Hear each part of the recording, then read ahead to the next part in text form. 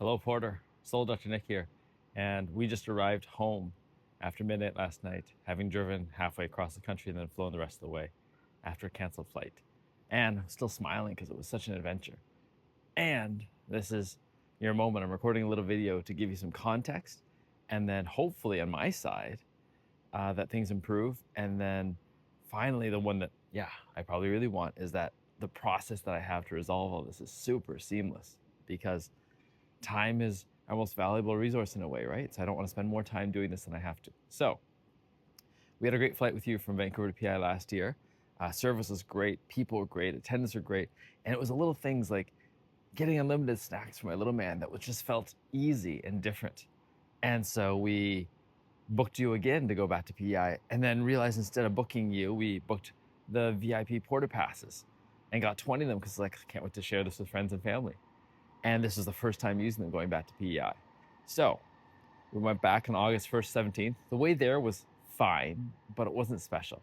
It seemed like people were not in the best of moods. The planes weren't as clean, and the snacks definitely were not readily available. It was very much like, oh, we can only have one, like back to the old system. And I just want to let you know that part for sure, because man, a few extra snacks probably cost a few pennies.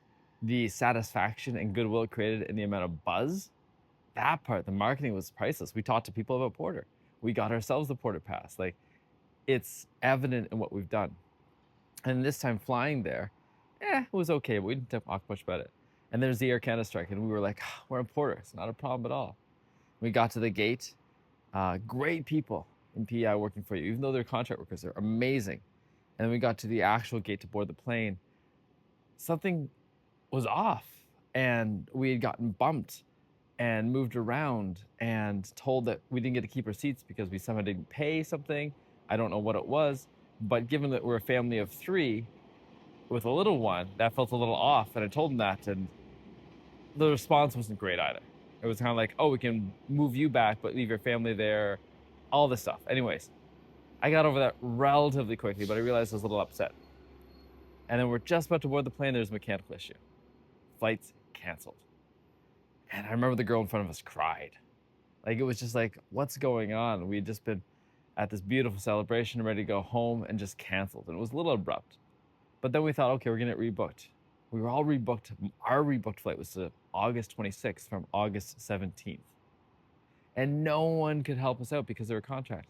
And when I called, 2.5 hour wait, and I left a phone number after half an hour because that's what the option you gave me. Never got a call back. And so I was stuck there going, what do? We can't book anything. I've got clients waiting for me. We're waiting to get home, all these things. And I recognized life could be worse. We got family in PEI. Like, it's actually pretty miraculous. And given a different set of circumstances, we would have stayed for another 10 days. And it was time to get home.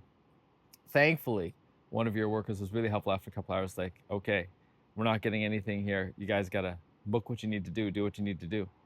And it was funny because we almost booked a car driver to drive us to Ottawa, to fly to Ottawa on Thursday. And that would have cost $7,000, I think, just for the car itself to Montreal. They couldn't even make it all the way to Ottawa.